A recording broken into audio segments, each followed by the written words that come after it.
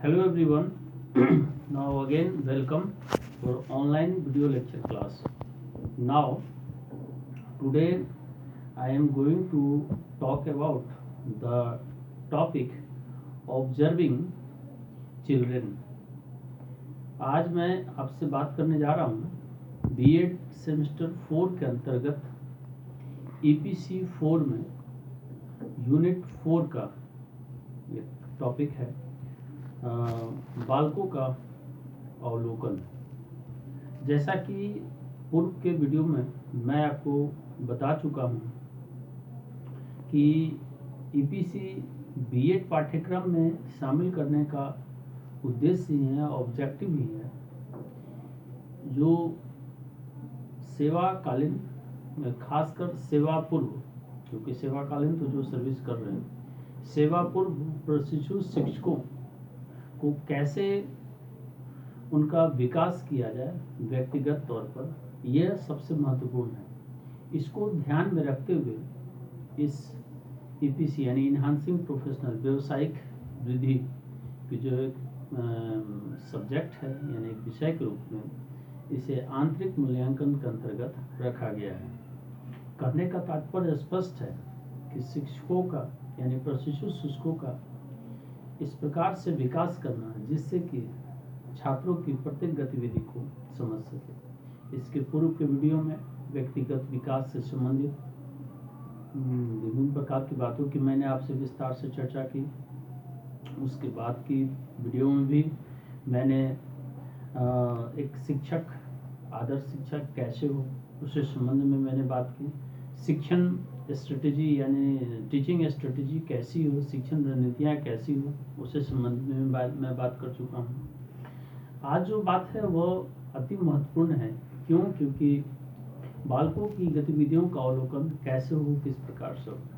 जब आपके पाठ्यक्रम पर ध्यान देते हैं तो ये चीज़ें स्पष्ट होती हैं कि बालकों की गतिविधियाँ का अध्ययन करने के लिए जो विषय वस्तु है उसमें मुख्य रूप से सामाजिक स्तर की बात की गई है, आर्थिक स्तर की, कल्चरल यानी सांस्कृतिक स्तर की बात की गई है कि इन चरणों में उनका अवलोकन किया जाए, साथ ही साथ व्यक्तिगत विभिन्नताओं का भी अवलोकन किया जाए और इस आधार पर ये देखा जाए कि बच्चों की गतिविधियाँ किस प्रकार की हैं, क्या उनका आधार है, क्या सोचने का तरीका है। जब उनके अवलोकन यानी बालकों की गतिविधियों का अवलोकन करते हैं तो यह स्पष्ट पाते हैं कि यह आप भी इस चीज़ को देख चुके होंगे कि बालक यानी बच्चे की विभिन्नताएं अलग अलग तरह की होती हैं। जैसे कोई रंग अलग होता है, आकार, शेप, साइज, उनका सोचने का तरीका, बोलने का तरीका, दैट मीन्स उनकी विचारधारा, आइडियोलॉजी, समझ, कौशल, ज्ञान, यानी तरह तरह की विभिन्नताएं, तरह तरह के डिफरेंसेस आपको नजर आएंगे। शारीरिक गतिविधियां भी अलग अलग तरीके की है, शारीरिक वृद्धि जो होती है वो भी अलग अलग तरीके की होती है। तो इन सभी चीज़ों पर हम जो है वह अध्ययन कर सकते हैं, देख सकते हैं और उसी के अनुसार उनका आकलन यानी असेसमेंट कर सकते हैं। तो आकलन करने के बारे में मैंने आपको बताया। अब ये चीज़ें स्पष्ट हैं कि ईपीसी के आधार पर यानी जो ये प्रकरण, जो ये टॉपिक दिया गया है उसमें कार्यशाला की बात की गई है कि कार्यशाला के द्वारा आप इन सभी गतिविधियों का अध्ययन करें, उसके अनुसार परिणाम के बारे में सोचें और विचार करें कि किस प्रकार की गतिविधियां छात्रों की कैसी हो। अगर सामान्य तौर पर मैं अगर थ्योरेटिकल पर्सपेक्ट्स के बारे में यानी पहलुओं की बात करूं सैद्धांतिक तौर पर, तो इसके 10 महत्वपूर्ण आधार हैं, फैक्ट्स हैं, तथ्य हैं, जिसके आधार पर कार्यशाला के अंतर्गत आप वर्कशॉप के द्वारा चाहे डायरेक्टली छात्रों के साथ उन्हें देखकर क्लासरूम सिचुएशन में उनकी गतिविधियों का अध्ययन कर सकते हैं। किन किन चीज़ों को 10 को जो मुख्य महत्वपूर्ण बिंदु हैं उस पर एक एक का मैं बात करूँ। अगर उस पर सबसे महत्वपूर्ण मैं बात करूँ तो नंबर 1 पर आता है फिजिकल डिफरेंसेस यानी शारीरिक भिन्नताएं।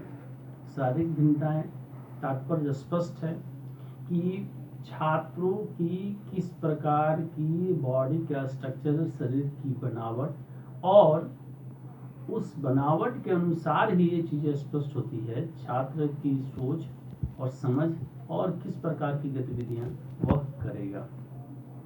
दूसरा जो पॉइंट है, मैं पहले 10 पॉइंट बता दूं, उसके बाद एक एक बात करूंगा। दूसरा जो पॉइंट है वह है मेंटल डिफरेंसेस, यानी मानसिक विभिन्नताएं। मानसिक विभिन्नताओं से भी जो है वह चीज़ें स्पष्ट तौर पर पता चलता है कि छात्र की बुद्धि लब्धि किस प्रकार की है और किस प्रकार की विचारधारा के अनुसार छात्र काम करेगा, यानी उस बुद्धि से ही पता चलता है कि वो किस प्रकार की गतिविधियों में शामिल होगा। थर्ड की जो बात करते हैं तो वह भावात्मक यानी इमोशनल डिफरेंसेस। सभी छात्र के जो कुछ छात्र ज़्यादा सेंसिटिव होते हैं, कुछ ज़्यादा भावात्मक होते हैं, कुछ कम भावात्मक होते हैं, कुछ जो है वो इमिडिएटली रिस्पॉन्स करते हैं, रिएक्शन करते हैं, कुछ जो है वो इमिडिएटली यानी तुरंत रिएक्शन नहीं करते हैं, उनका रिस्पॉन्ड का तरीका अलग होता है। तो ये विभिन्नताएं पाई जाती हैं। मैंने 3 के बारे में 3 तरह के बारे में बात की। नेक्स्ट की अगर बात करते हैं तो वो चीज़ें होती है एरिया ऑफ इंटरेस्ट, या that means interest in the differences. उनकी रुचि के अनुसार विभिन्नताएं भी पाई जाती हैं कि उनकी किस विषय के प्रति रुचि है, किस सोच के अनुसार उनकी रुचि है, किस खेलकूद में उनकी रुचि है, या कौन से तरीके से पढ़ने की उनकी रुचि है। नेक्स्ट बात करते हैं सभी की पढ़ने की क्षमता यानी योग्यता, लर्निंग एबिलिटी डिफरेंसेस। ये भी डिफरेंस पाया था, differences in the learning ability, यानी शिक्षण अधिगम, जब शिक्षण अधिगम की प्रक्रिया चल रही होती है क्लासरूम में, तो वो भी जो है वो विभिन्नताएं पाई जाती है। कुछ जल्दी से सीखते हैं, कुछ देरी से सीखते हैं, कुछ एक चीज़ को 2 बार 3 बार बताने के बाद भी नहीं सीखते हैं और कोई एक ही बार में सीख जाते हैं। ये योग्यता के अनुसार भी कभी कभी ये निर्भर करता है कि उन्हें कितनी बातें सिखाई जाए, कितनी बातें समझाई जाए। नेक्स्ट जो बात आती है वह आती है वैचारिक मतभेद, यानी जो विचार उनके होते हैं, थॉट होते हैं, वो थॉट के अनुसार भी डिफरेंसेस पाए जाते हैं, यानी हमारे विचार अलग, उनकी विचार अलग हो सकती है। फिर विचारों के अनुसार डिबेट, डिस्कशन, जो चर्चाएं होती है, विचार विमर्श होता है, उससे पता चलता है कि पॉजिटिव सकारात्मक और नकारात्मक पक्ष का आधार क्या है, उनके सकारात्मक पक्ष क्या है, नकारात्मक पहलू क्या है। साथ ही साथ कैरेक्टर डिफरेंसेस भी, यानी चरित्र में भी विभिन्नताएं पाई जाती हैं। चरित्र का आधार व्यक्ति की उसकी सामाजिक पृष्ठभूमि होती है, जिस समाज से व्यक्ति आता है उसी अनुसार उसकी विभिन्नताएं, उसकी नेचर, उसकी प्रकृति नजर आती हैं। साथ ही साथ माता पिता उसके किस प्रकार होंगे, उससे भी उसके चरित्र के बारे में पता चलता है। उसके बाद बात आती है व्यक्तिगत विभिन्नता की, यानी कह सकते हैं कि पर्सनालिटी डिफरेंसेस महत्वपूर्ण होता है, क्योंकि पर्सनालिटी मोस्ट इम्पॉर्टेंट, यानी जो व्यक्ति व्यक्तित्व के धनी होते हैं उनकी सोच, उनकी विचारधारा, उनका बोलने का तरीका, उनकी सोचने का तरीका, उनकी लिखने की शैली, सभी जो है वो अलग अलग होगी, अलग तरीके से होगी। वो एक आइडियलिस्टिक व्यू होगी, उनकी आदर्शवादी विचारधारा होगी और उनसे वो उनका व्यक्तित्व का विकास हो सकता है। तो ये जितने भी पॉइंट की मैंने आपसे चर्चा की, चाहे योग्यता की बात हो, क्षमता की बात हो, यानी एबिलिटी की बात हो, कैपेसिटी की बात हो, या व्यक्तित्व की बात हो, कैरेक्टर की बात करें, या लर्निंग एबिलिटी की बात हो, अधिगम क्षमता की बात करूं, या मैं रुचि की उनकी इंटरेस्ट की बात करूं, या विचारधारा जो विभिन्नताएं हैं बात करूं, फिजिकली, मेंटल, सामाजिक जो विभिन्नताएं, ये सभी चीज़ें, सभी गुण एक बच्चे में पाए जाते हैं, लेकिन फिर भी उनमें विभिन्नताएं पाई जाती हैं। इस सभी चीज़ों का अध्ययन करके ही आप बच्चे को किस प्रकार से शिक्षा देनी है, कौन सा आधार रहेगा, कौन सा तरीका उपयुक्त रहेगा, इसका अनुमान लगा कर ही ये काम कर सकते हैं। इसका शिक्षण में अनुप्रयोग, यानी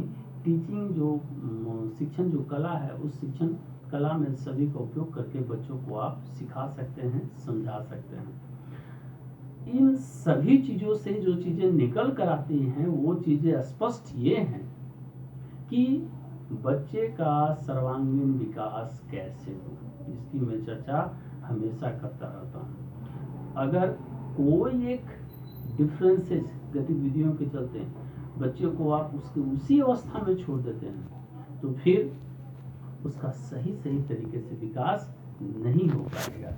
इसीलिए ईपीसी के अंतर्गत ये चीज़ें स्पष्ट तौर पर कही गई हैं कि कार्यशाला का आयोजन करके इस चीज़ का ऑब्जर्व करें, यानी आकलन करें, और आकलन करने के बाद परिणाम निकालें और परिणाम के अनुसार ही टीचिंग स्ट्रेटेजी यानी शिक्षण रणनीतियों का निर्माण करें और बच्चे के विकास में भागीदार बने, बच्चों को सही तरीके से पढ़ाएं और समझाएं। तो उपरोक्त जितनी भी मैं अभी तक चर्चाएं किया हूँ, उस चर्चाओं से ये चीज़ें स्पष्ट होती हैं कि अगर इसके कुछ सकारात्मक चीज़ें हैं तो कुछ नकारात्मक भी हैं। अब बात होती है कि आकलन में, ऑब्जर्व में क्या क्या समस्याएं आ सकती हैं, यानी कॉजेज क्या क्या हैं। कॉजेज की जब अगर बात करें, ये भिन्नताएं जो डिफरेंसेस के कारण क्या क्या हैं, तो साइकोलॉजी में आप पढ़ चुके हैं। व्यक्ति का रंग, आकार, रूप या बोलने का तरीका, उसका बॉडी का स्ट्रक्चर, ये जो भी चीज़ें होती हैं, ये सारे हेरिडिटी के कारण होती है, यानी अनुवंशिकी गुणों के कारण, क्योंकि ये एक जनरेशन से दूसरे जनरेशन में ट्रांसफ़र होता है। दैट मीन्स एक पीढ़ी से दूसरी पीढ़ी में गुण ट्रांसफ़र होते हैं, और जो पेरेंट्स में होते हैं यानी उसके माता पिता में होते हैं, वही कुछ गुण जो है वह उसके बच्चे में भी चले जाते हैं। उसमें कुछ भिन्नताएँ भी पाई जाती है, कुछ जो है वो सामान्य गुण भी पाए जाते हैं, क्योंकि हेरिडिटी में साइकोलॉजी में आपको पढ़ाते हैं। दूसरा, वातावरण सबसे महत्वपूर्ण भूमिका निभाता है। जिस वातावरण में जिस तरीके से रहेंगे उसी प्रकार से बच्चे का विकास होगा, और वही चीज़ें महत्वपूर्ण होती हैं। नेक्स्ट आती है सामाजिक आधार और उसकी शैक्षणिक पृष्ठभूमि, यानी समाज में उसके आसपास रहने वाले लोग और सामाजिक गतिविधियाँ, और साथ ही साथ शिक्षा की जो व्यवस्था है उससे भी प्रभावित होता है, ये डिफरेंस है। साथ ही साथ कल्चरल आधार भी होता है, यानी सांस्कृतिक गतिविधियाँ भी कहीं ना कहीं शिक्षा को प्रभावित करती हैं। इससे भी इंडिविजुअल डिफरेंस यानी व्यक्तिगत विभिन्नताएं पाई जाती है।